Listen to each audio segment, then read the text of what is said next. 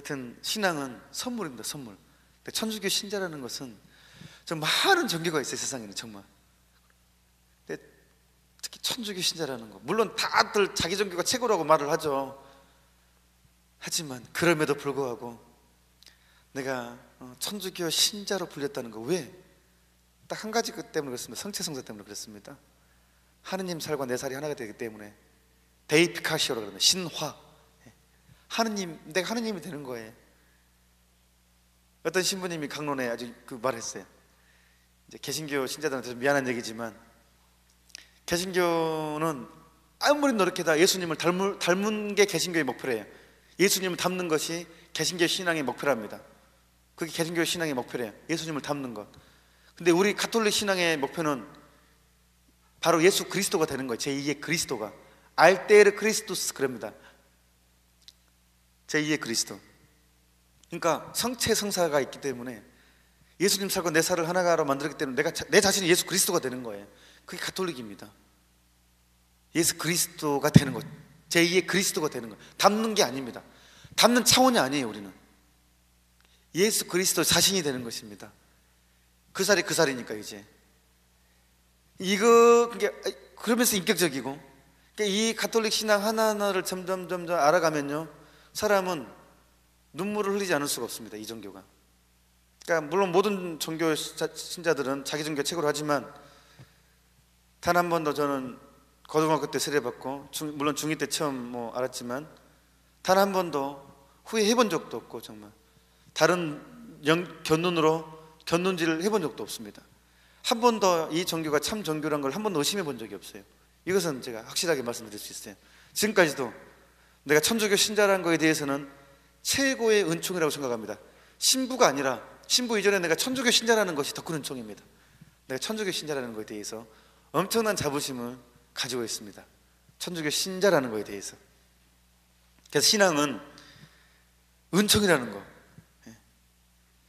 153항 같이 한번 읽어봅시다. 성 베드로가 예수님께서 살아계신 하느님의 아들 그리스도이심을 고백할 때, 예수님께서는 그에게 그것을 알려주신 분은 사람이 아니라 하늘에 계신 내 아버지라고 밝히신다.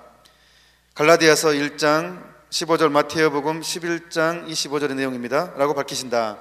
신앙은 하느님의 선물이며 하느님께서 불어넣어 주시는 초자연적인 덕이다.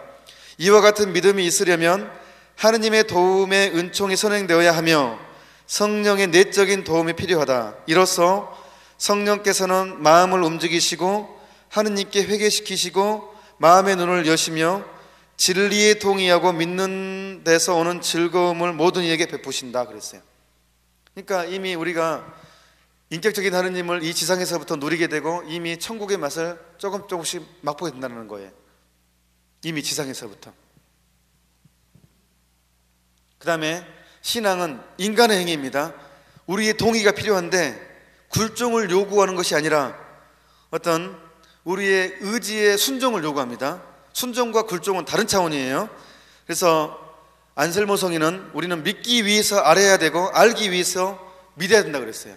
믿기 위해서 알아야 되고 알기 위해서 믿어야 된다고.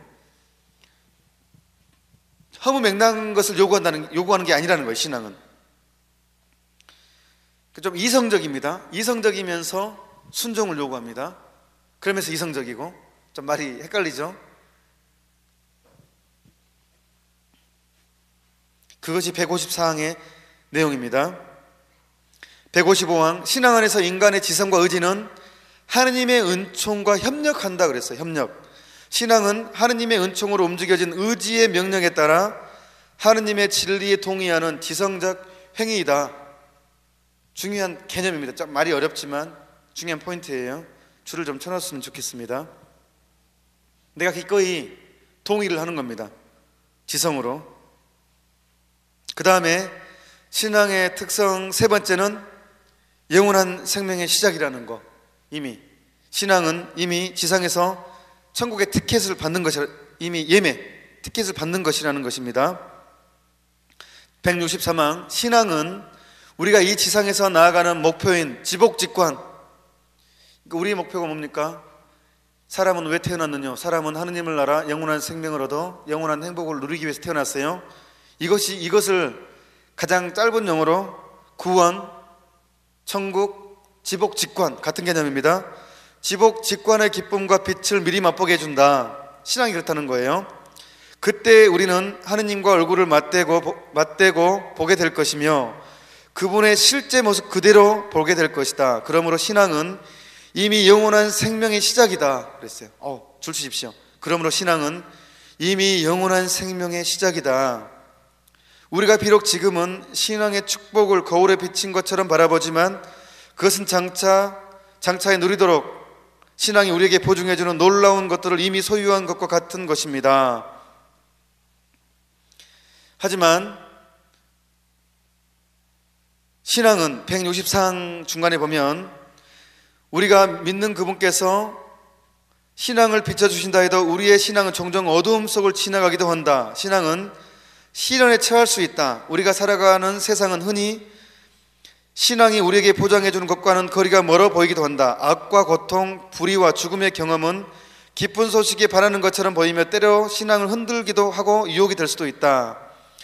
그럴 때 우리는 신앙의 증인들, 곧 절망 속에서도 희망을 잃지 않고 믿는 아브라함, 신앙의 순례길에서 당신 아드님의 순환과 그 무덤의 어두운 밤에 함께함으로써 신앙의 어두운 밤에까지 도달하였던 동정 마리아와 그 외에 많은 신앙의 증인들을 바라봐야 한다.